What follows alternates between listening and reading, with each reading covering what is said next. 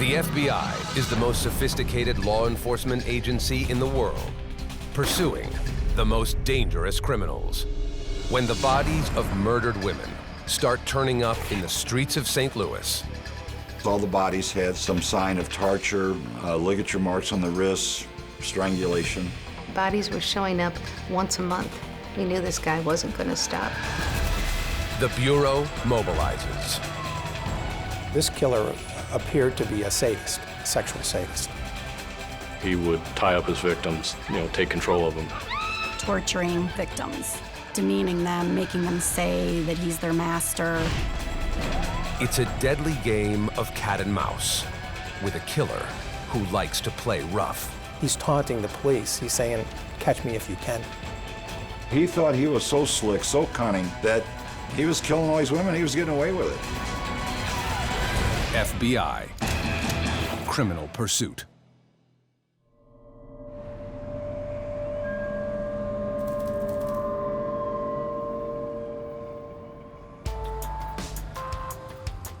St. Louis, Missouri, a bustling business center and a lively tourist destination. But when the sun goes down in the summer of 2000, it becomes the hunting ground of a killer. In the suburb of St. Charles, 2 bodies are found in a ditch 6 weeks apart. Were found in the same manner, openly displayed, where passersby can see them, totally nude and in stages of decomposition. We realized these 2 bodies was not a coincidence, it was a taunt. The women's bodies show signs of torture, ligature marks on their wrists. Detectives reach out to other local departments, seeking possible leads. Instead, they stumble upon an ugly realization. The Illinois State Police, St. Louis City Homicide came back with a response that they too had discovered bodies that had ligature marks as well as torture. And these bodies were found nude also. As we start looking at the MO and how the crime scenes were and how the bodies were, it became pretty evident then that we might have a serial killer. In 9 months, there are 7 corpses.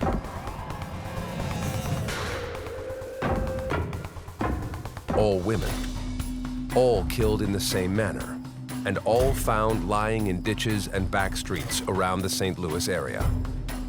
After months of discovering more bodies and not getting anywhere with the investigation, we looked at the FBI to come in and help us.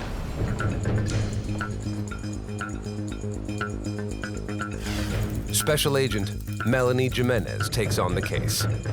We're going to join whatever evidence had been recovered and put the analysis together and see if it would connect back to the killer. The first known victim is a 61-year-old woman. Her nude, decomposing remains are found near a vacant building on July 31st, 2000.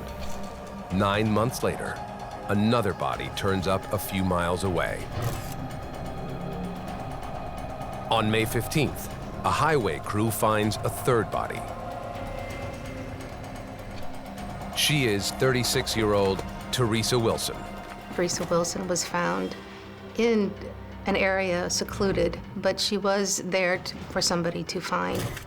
All the women show similar ligature marks on their wrists and ankles, and some show evidence of having been raped with foreign objects. But there is little other physical evidence, hair, fiber, or fingerprints, for the evidence teams to gather. Then, a fourth body turns up. We'd gotten a call for a body in an alley. It was a female, nude, apparently dumped there. Ligature marks on her wrist. We later determined it was asphyxiation. This time, there is one piece of solid evidence. It appeared that the killer had run over her after he dumped the body, and it was a pretty accurate tire tread mark. But investigators are unable to tie the tracks to the killer's vehicle. Special Agent Jimenez turns to FBI profilers in Virginia, looking for some leads. My plan was to give copies of all of their reports to our behavioral analysis unit at Quantico, because I wanted the agents there to be able to review the case and get from them anything we could to help move the case forward. Supervisory Special Agent Bob Morton understands what makes serial killers tick. There's a misconception that serial killers are monsters or superhuman. In reality, you have someone who goes down a path to start killing people for their own personal reasons. To find their killer, investigators first need to learn more about his victims. One common factor: most of the women are prostitutes. Their transient lifestyle makes the investigation more difficult. They were all black females, working stroll areas, both in North St. Louis and East St. Louis. He was taking them off the strolls, taking them somewhere, killing them, and then eventually disposing of the bodies along the roadside or in fields. Prostitutes will get in a strange vehicle with a strange person that they've never met before to have sex. That's extremely high-risk behavior. Makes them available to the serial killer.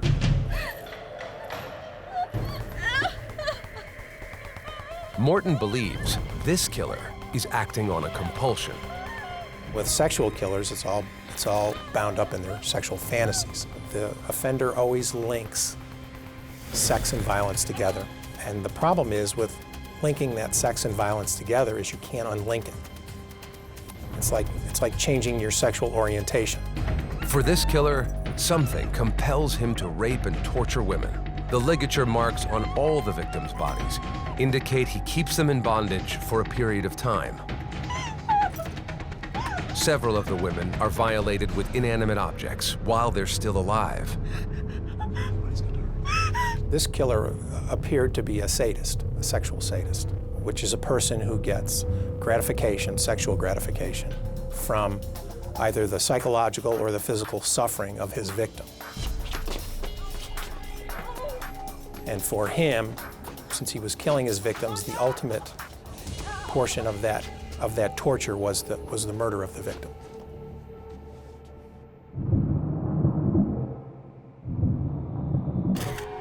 The coroner determines the women are murdered by manual strangulation at the killer's own hands. It's an extreme physical way of killing somebody because you have to maintain that constant pressure. One victim the killer leaves for dead actually survives, but she is paralyzed and brain dead from the asphyxiation. It's not the easiest way to kill somebody, but they do it because the killer wants to be close to the victim. It's an intimate crime. This must mean that the killer has a location where he can take the women, a place where no one hears their screams. This guy plotted, planned, and systematically had a plan to abduct and eventually murder and dispose of these women's bodies. The killer scatters their corpses across town. We're talking West Alton, St. Charles County, Missouri, over in East St. Louis. Many times they were along well-traveled highways. The bodies were just dumped in the ditch alongside.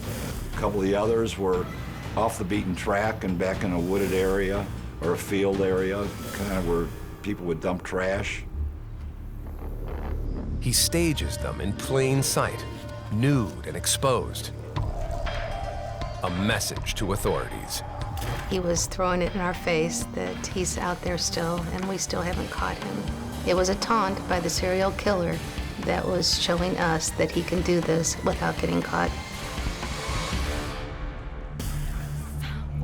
On the rougher streets of St. Louis, the women who work the night are walking in fear.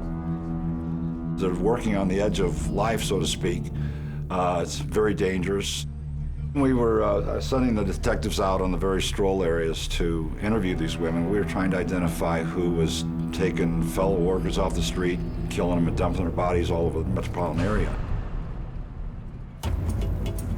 This serial killer is claiming 1 or 2 victims a month. There is no sign he's slowing down.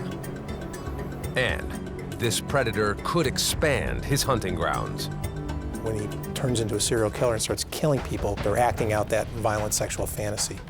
And they're not just going to go back to normal because this is what really, really turns them on. Bodies were showing up once a month.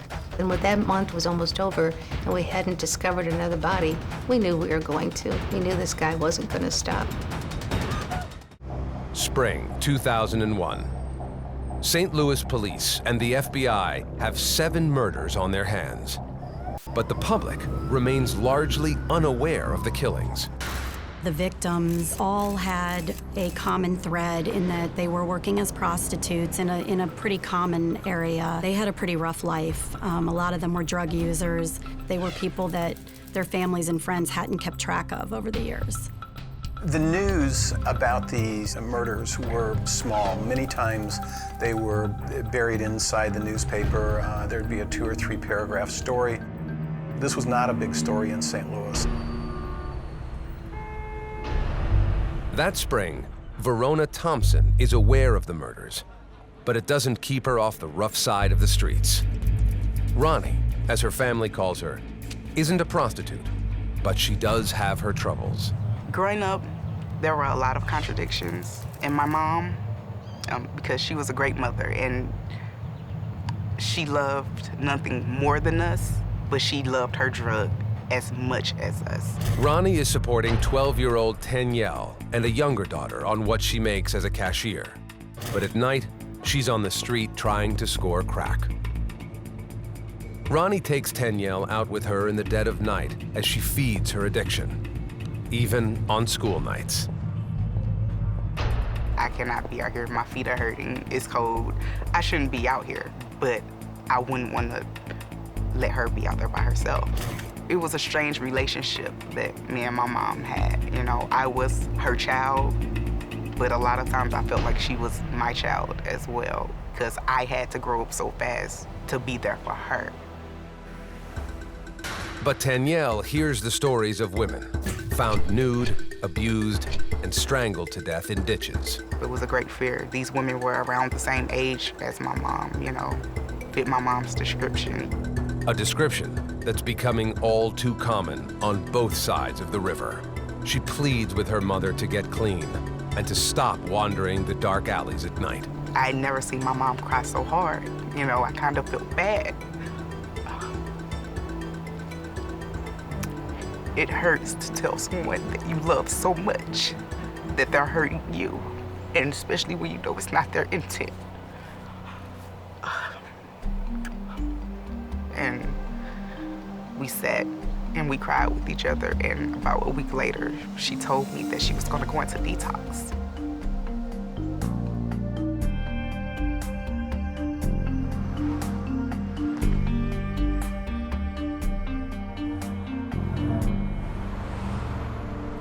A few weeks later, Ronnie surprises her family by coming home on her birthday, clean from drugs.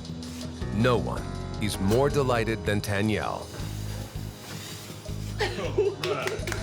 Like, it's the first time that in years that I could look at my mom and know that she was healthy through and through, mentally, physically. She smiled in ways I'd never seen her smile, and it was just the happiest that I've been in a very long time.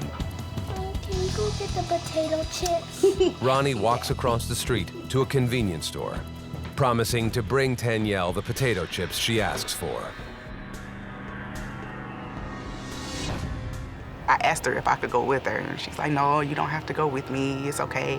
Stay here. I'll be right back. And she never came back.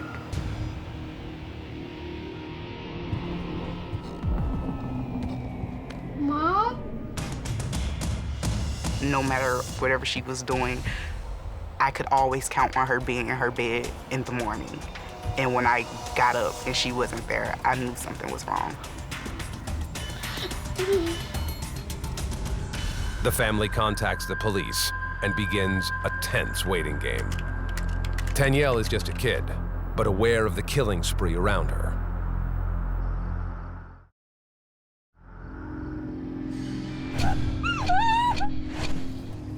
So I watched the news, I read the paper, so once my mom was missing, it really shot to the forefront. You know, it was a great fear.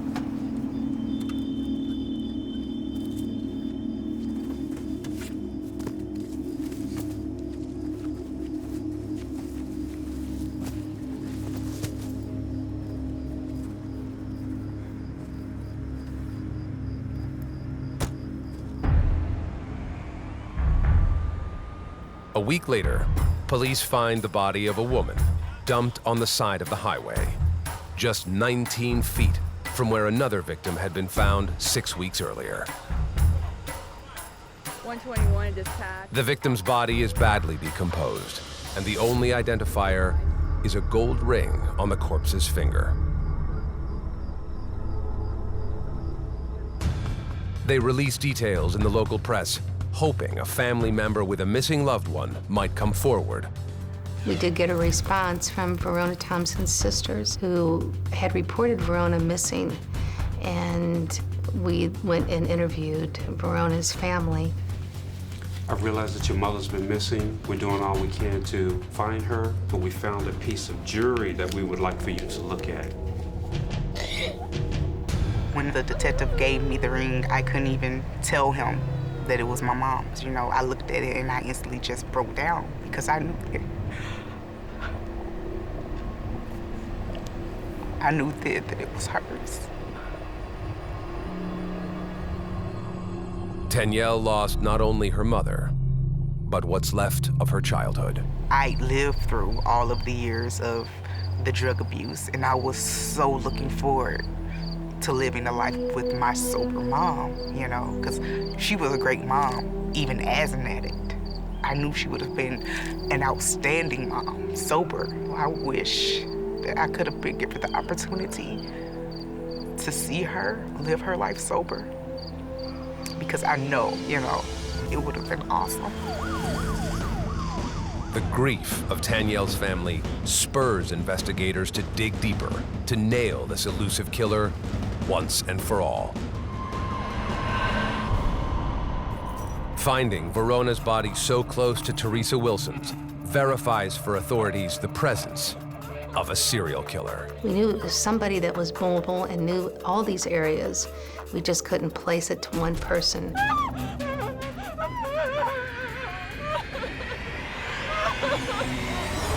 But we worked diligently on weekends, at night, talking to people, following lead after lead after lead, to the point where it consumed a lot of our lives.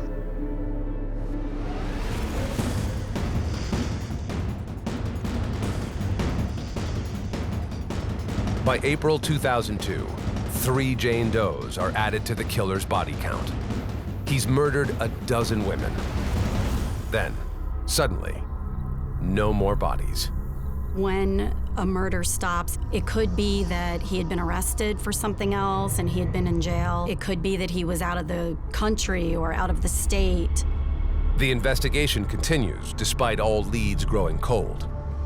Local reporter Bill Smith decides to write an article about the case and bring what is happening in the dark alleys to light.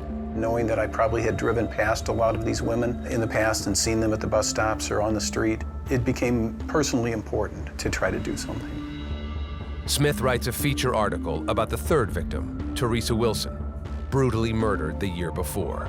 Teresa was a mother that she had given her child up at some point. Teresa had spent some time in rehab and had become clean after some time. And it wasn't too long after she had left rehab is when Teresa was murdered. She was trying to be a decent mother, at the same time fighting this horrible addiction. I guess I felt kind of the despair of a person in that kind of a situation. His article sparks an unexpected turn of events, literally turning the investigation upside down.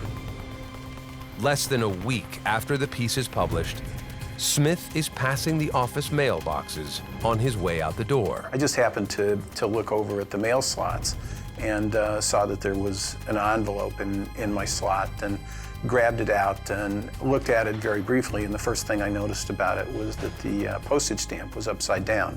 It also has an odd New York return address, but the letter inside is even stranger. The writer began with a nice sob story on Teresa Wilson, and then went on to say that the map was a map where another body could be found. The letter writer boasts he is the killer, and that he has tortured 17 women to death. He includes a map, which he claims will lead to the body of victim number 17. So you know I'm real. here's the location of body 17. We hadn't found 17 victims up to that point. I thought, well, did somebody get a hold of the newspaper story and is just putting me on? I was convinced that it was a prank. Investigators will soon uncover gruesome evidence that proves the taunting letter is no joke. X marks the spot of another. On May 19th, 2002, a St. Louis reporter publishes an article about the unsolved murders of 12 prostitutes. It gets the attention of the public and the killer. In the note, the offender basically said, what do I have to do to get credit for this? And he sends a note with an X on a map that basically relates to where another victim's body is found. You are the master. It pleases me. The reporter, Bill Smith, thinks the letter is a joke, but his editor doesn't. And he said, you probably ought to contact law enforcement. St. Louis police immediately contact St. Charles County, the St. Louis suburb where some of the killer's previous victims have been located. And now, perhaps one more. After we got copies of the letter, an investigative crew from St. Charles went out to the spot, the X, that our serial killer had put on the map. Police discover a skull in the middle of a field, facing the road, as if staring them down. A short distance away is the rest of the skeleton. I personally think that he went out there knowing that he had placed that body there at some point, picked that skull up and placed it in a location where we would find it more easy. Police see it as another obvious taunt by an arrogant killer. He was throwing it in our face that he's out there still and we still haven't caught him. He wrote this letter, seeing if we can find another body and thinking perhaps that we couldn't. He gave us a map to that discovery of the body.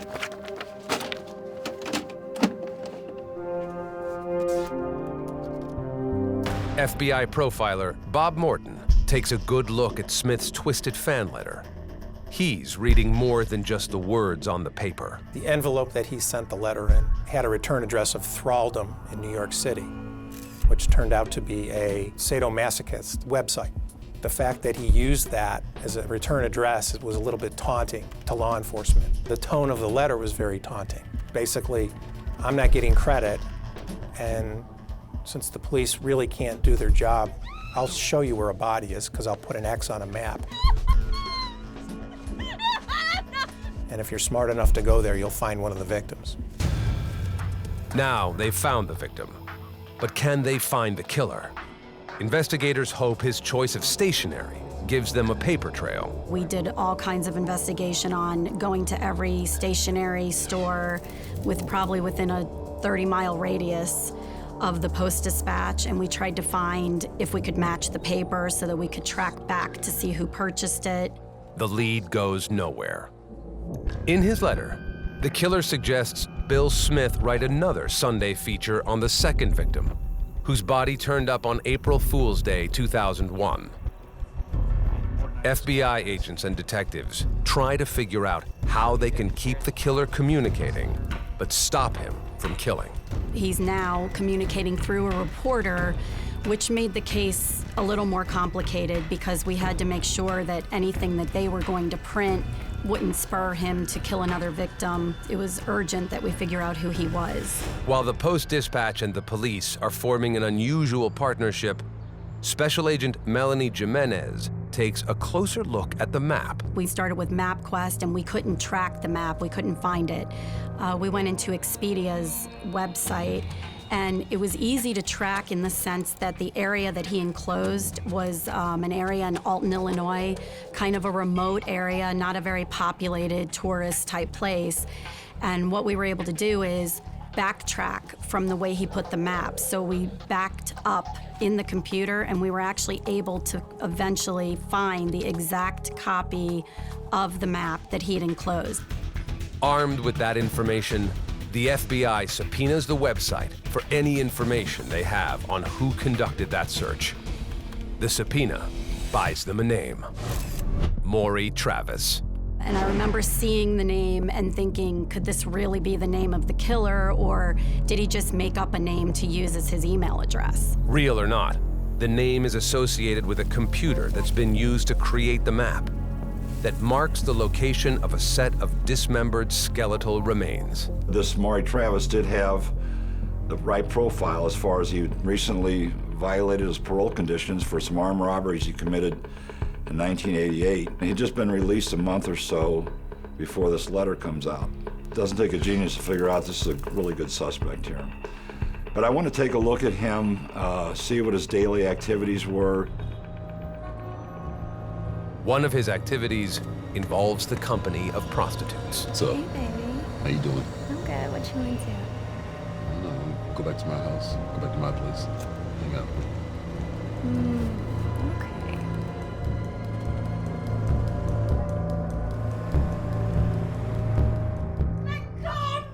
The FBI learns about a confrontation with a prostitute at his home on July 4th. Agent Jimenez interviews the woman and learns a possible explanation of the serial killer's motivation. He asked her a lot of questions about her children. He was really angry, apparently, that she was a mother and was a prostitute and was not home with the children. He became increasingly furious with the woman, and she grew scared. The police arrived, and it was conflicting stories. There was a very, very strong possibility that she would have been another victim if she hadn't been able to escape. The task force immediately deploys surveillance teams to trail Mory Travis while they build their case. Meanwhile, Agent Jimenez is trying to find out what she can. Travis is 36 years old and works as a waiter. So beautiful. Looking all good. I interviewed a female coworker. She said that he was a very aggressive personality, that he always was hitting on her, that he was trying to ask her out, that he brought up sexual conversations all the time. The waitress also remembers Travis showing her the unique stationery he used at work. He gives her a few sheets as a gift. She turns those pages over to investigators. The stationery used to type the letter to Bill Smith, the reporter from the St. Louis Post-Dispatch, was the same stationery he used at the restaurant to take food orders. It's the break they've been searching for. Local authorities are ready to bust the killer, but they aren't prepared for what they are about to find inside his basement lair. FBI special agents and St. Louis police have identified the serial killer who has tortured and murdered at least a dozen women. It's a 36-year-old waiter named Mory Travis.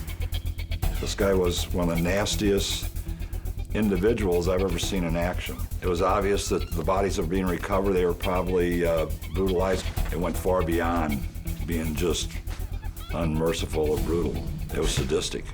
Authorities have been surveilling Travis for a few days, and on June 7th, 2002, they are ready to close in for the bust. Search warrant in hand, Agents Jimenez, Morton, and a team of investigators ring Mory Travis's doorbell at 7 a.m.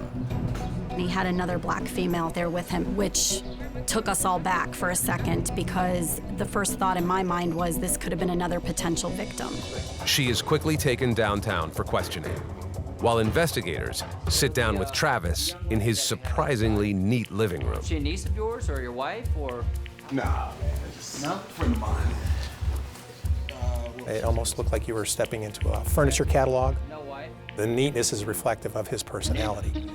He wants to ensure that he's got everything in its place, everything in place. I'm not going to make a mistake. So what is it you do, Travis, for work? Server. Even though Jimenez is the FBI's case agent, she doesn't want to question the suspected serial killer. There's a whole school of thought behind who should interview certain subjects, and this type of subject probably would not have reacted well to being interviewed by a female. No? Supervisory Special Agent Morton shows Mory Travis mugshots of the murdered prostitutes. Can't say that I have. do you know this woman? Do you know this woman? Do you know this woman? And Mory's response was, I don't know who any of those dead women are. My response to that was, well, we didn't tell you anybody was dead. General questions. We're not trying to be invasive or anything. He was taken back by that. An interview with a guy like this is a fencing match or a chess game, right? You make your moves, he makes his counter move. Well, no, I'm asking why this is serious. Special Agent Jimenez makes the next move. She has the evidence response team position their trucks outside the window where Travis can see them. Special Agent Brian Ritter heads up the team. It was no secret at that point who we were or what we were prepared to do. So Travis, I have a question. Morton asks Travis what he knows about the Teresa Wilson article in the St. Louis Post-Dispatch. The officers and I, what type of vehicle? And he made some off-the-wall comment about it. Not very kind remark. It was very consistent with his feeling that it was a sob story. His world's crashing in on him. You know, he thought he was so slick, so cunning, that he was killing all these women, he was getting away with it. He was gonna promote his own ego to self. He sends this letter to agitate and get more press coverage so he can sit back and enjoy this. It backfired on him. He lost control. He realizes he made a mistake. 2 hours into the interrogation, Travis tells investigators he wants them to take him on a ride. He has something to show them. Agent Morton and the police are happy to oblige. They want Travis to lead them to the bodies of other victims. In his letter to the newspaper, he claimed 17 kills. Investigators only know about 12. Mory's demeanor was very upbeat. He actually asked if he could play the radio. So we're driving in the car, leaned back in the seat, listening to Howard Stern as we drive around from where his residence was in Ferguson towards the bridge to go over the river into Illinois. While Travis is leading a caravan of cops toward his East St. Louis burial ground, Special Agent Brian Ritter and the evidence response team go into action. Out in the driveway are 2 cars. Illinois State Police take impressions of their tires. One of the victims had a tire tread mark on her leg. It appeared that the killer had run over her after he dumped the body. And one of the tires was a complete match, 100% to the tire tread mark on the victim. Agent Ritter and his team see nothing unusual on the first floor of the ranch-style house. Then, they move to the basement.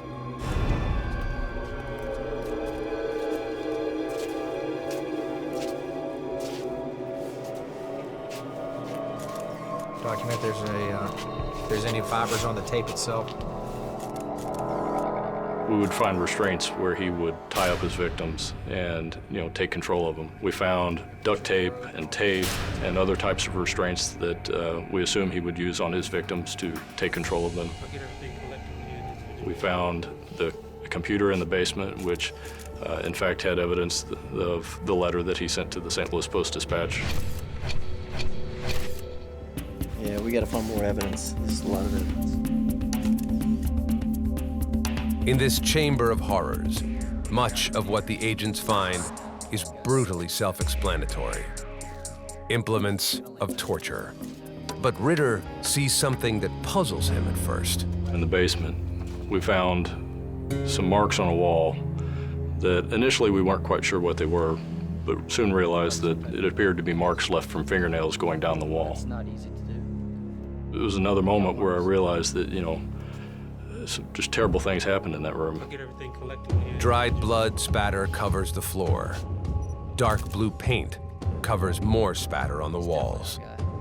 The lab tells them the blood is from multiple victims. One of the items of evidence we found in the house was a handwritten diagram that Travis had prepared of 2 cells that he was going to build in his basement to house victims. He was planning for additional victims, and not only killing victims, but keeping them for who knows how long to do knows what to them. Just blank tape. We'll just have to view and see what's on it. But the most damning discovery is yet to come. Behind a false wall, they find hidden videotapes. In the middle of an actual wedding video, Mory Travis's home movies are spliced in. They capture Travis's depravity and madness. The torture of one of his victims, a young woman detectives cannot identify, bound and helpless. It was horrifying. She was very young. She was begging for her life. She was praying, talking to her mom on the video. He tried to strangle her and the belt broke and he had to go get another one. And it's all portrayed on the videotape. Other videotapes show him torturing other victims in all different ways, talking down to them, demeaning them. It pleases me to serve you. Clearer? You are the master. It pleases me to serve you. This guy was a serial murderer. But he could put the mask on and be anybody he wanted to be, depending on who the audience was at the time. As a waiter, dealing with strangers, he could put on that nice face and that very courteous manner. But when it turned to prostitutes that he had control of in the basement of his home, he turned into the devil. Devil or human killing machine, Mory Travis isn't done taking lives. To serve you. Clearer.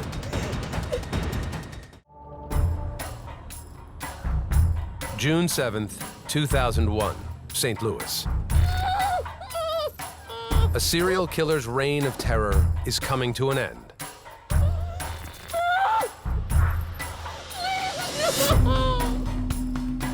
After hours of questioning, Mory Travis agrees to reveal his darkest secrets. The places where he dumped the bodies of his victims during his year-long killing spree. It was obvious from the very beginning of this that he was never going to tell us, oh yeah, I'm the serial killer. So instead, we went down the pathway of, okay, don't tell us you did it. Instead, where should we look for these bodies? Why don't you take us someplace where there could possibly be a body hidden? But as they're about to cross the Missouri-Illinois border, the cold-blooded killer gets cold feet. He refuses to cooperate. They read him his rights and turn the vehicles back toward the St. Louis police headquarters. Now under arrest, the friendly interview becomes an interrogation. Trying to make it easy on everyone, especially the victims. I said, can I get you something to eat or drink? And he goes, I'll take a Pepsi. All of it, Thomas. So I left the interview room. I got a Diet Coke, set it in front of him. We have so much on you at this point. So eventually he picks it up, taps the top, cracks it, drinks it down, throws the can in a little corner trash receptacle there. So there's absolutely no way to do this the easy route? Look, I'm not scared of you, man, okay? I think we're done here, officer. Will you please take him away? Travis is taken to another room while Captain Hager carefully retrieves the soda can for DNA testing. The sample is compared to semen found on the victims' bodies. And the next morning, we got a hit from that can to two of the bodies. We were pretty sure by this time, but that cinched it. In a press conference, the police explain what they found on the videotapes. They depict women being blindfolded by masking tape. They're not necessarily the kind of photographs that the general public would like to witness. Even hardened cops don't want to see what's on those tapes, but they have no choice. The task force members have to try to identify Travis's victims. He did things that most people wouldn't imagine you would do to another human being. Still be busting in your head. These real-life snuff films are so profoundly disturbing. The police department offers psychological counseling for the task force members who have to watch them. Well, bringing up bad memories here.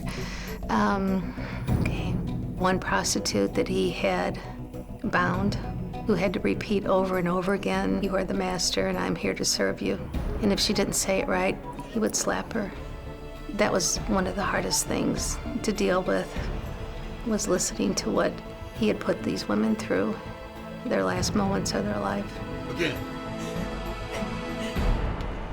Reporter Bill Smith who unknowingly became the key to solving the case, is allowed to view the tapes for a follow-up article. I felt extreme sympathy and concern, obviously, for the women. I couldn't understand what would drive a person to do this. My feeling was it must have been something very horrific that would have bent him in that direction. Detective Walters has a theory on that. He had a revulsion against prostitutes and as he said in his own words, crack whores. How this fit into his personal life, we later on found out that there's a good possibility that he was abused sexually by an older relative, female, when he was quite young. Danielle Patterson is relieved when she sees the news that the man who may have killed her mother has been captured. I stood there looking at the TV screen, awe-stricken. You know, how, like, this normal-looking guy, how could he just tear apart so many families? The day after his arrest, Mory Travis is charged with 2 counts of kidnapping. He's taken to the St. Louis County lockup to await further charges. Mory Travis has a lot to answer for, and he knows it. He is put on suicide watch. But despite their vigilance, he still manages to take one more life. The phone rings, and it was about 9 o'clock in the evening. It was the FBI to tell me that he'd just been notified that Travis was found hanging in a cell, and he was dead. Travis's suicide is devastating to the agents and investigators who took him down. But the way he kills himself confirms their gut feeling that this is their serial killer. He created, so to speak, handcuffs with sheet, and he fashioned a piece of sheet into a noose, put that noose around his neck, and then he stepped off the tarlet. So he strangled himself just like he did his victims. It may be the end for Mory Travis, but not for the people he leaves in his wake. My heart dropped into my stomach because I knew then all of the questions that I did have, they wouldn't be answered. It's very hard to close the door on that type of a case when you still have victims that you want to identify and you want the children of the victims or their families to know what happened to them.